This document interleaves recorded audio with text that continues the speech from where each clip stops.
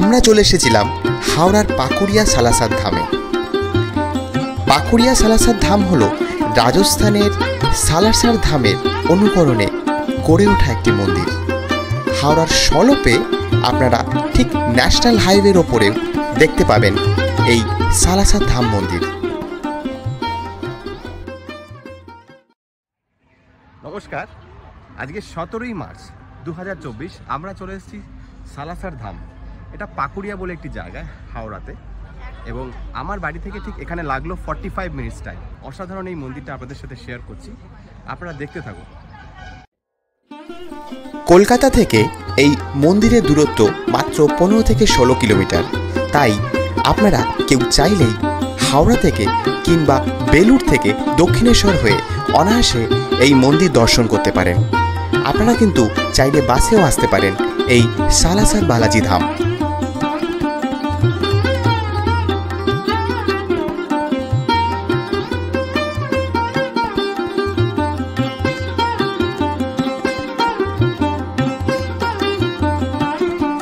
মন্দির জুড়ে আপনারা পাবেন এক প্রাচীন ভাস্কর্যের নমুনা।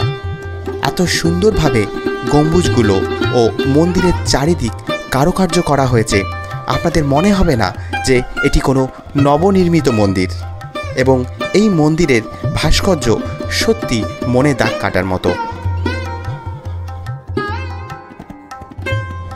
2019 সালে গড়ে ওঠা এই পাকুড়িয়া সালাসার মন্দিরটি এখন আকর্ষণের কেন্দ্রবিন্দু। দেশের বিভিন্ন জায়গা থেকে ভক্তরা এখানে এসে নিয়মিত পুজো দিয়ে যান, এবং কলকাতার খুব কাছে হওয়ায় প্রচুর লোক এখানে নিয়মিত আসেন।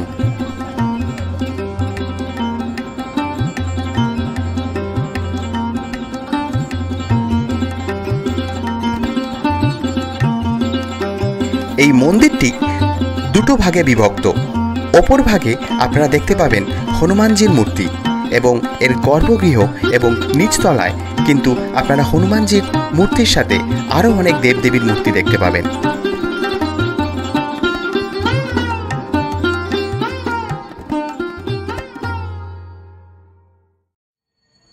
আমাদের সালাসার ধাম দর্শন হয়ে গেল।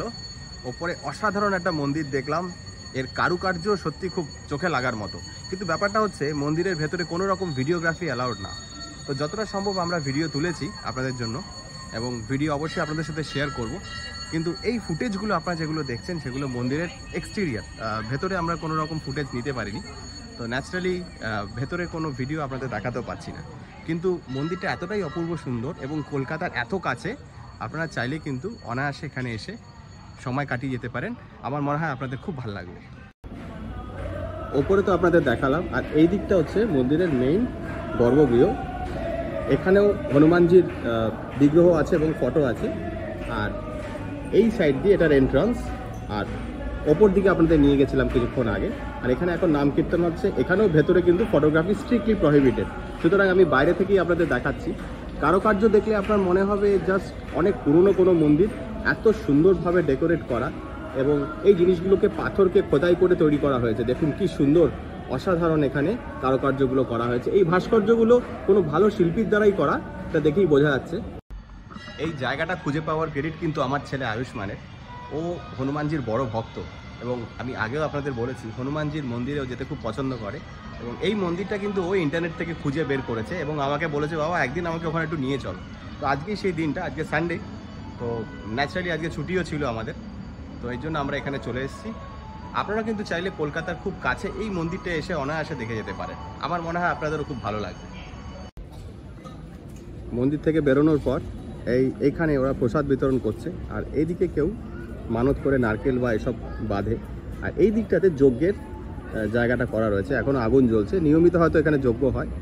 আর এখান থেকে এন্টার মন্দিরের ভিউটা দেখা যাচ্ছে। আমি আবারও আপনাদের বলছি, এই মন্দিরের ওপরতলা এবং নিচতলায় দুটো জায়গা আছে। এই নিচের কক্ষটা কিন্তু এদের গর্ভগৃহ, আর ওপরেও একটি মন্দির আছে। এই দুটো জায়গাতেই কিন্তু ফটোগ্রাফি স্ট্রিক্টলি প্রহিবিটেড, সুতরাং চাইলে আপনারা বাইরে থেকে ছবি তুলতে পারেন, কিন্তু ভেতরে কিন্তু ছবি তোলা এখানে মানা। এবার আপনাদের বলছি কিভাবে আমরা এখানে আসবো। এখানে আসার সবচেয়ে ভালো উপায় হচ্ছে আপনি রবীন্দ্র সদন থেকে যে কোনো বাস বা কোনো একটা ট্যাক্সি ধরে নিতে পারেন, একদম সালাসার বালাজির সামনেই আপনাদের দাঁড় করাবে।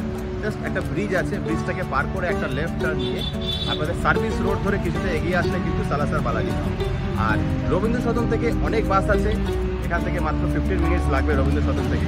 ডিস্টেন্স খুব একটা বেশি না, সুতরাং কলকাতা থেকে কানেক্টিভিটির কোনো প্রবলেম নেই, আপনারা চাইলে অনায়াসে এখানে চলে আসতে পারেন। আমার ভিডিওগুলো যদি আপনাদের ভালো লেগে থাকে তাহলে please like, share and subscribe করুন আমার চ্যানেল হোমসিক মংকে। আমি অভিজিৎ, আমি আবারও আসবো নতুন কোনো ভিডিও নিয়ে, নতুন কোনো জায়গায়, আর ঘুরবো আপনাদের সাথে। Till then, goodbye and জয় হিন্দ।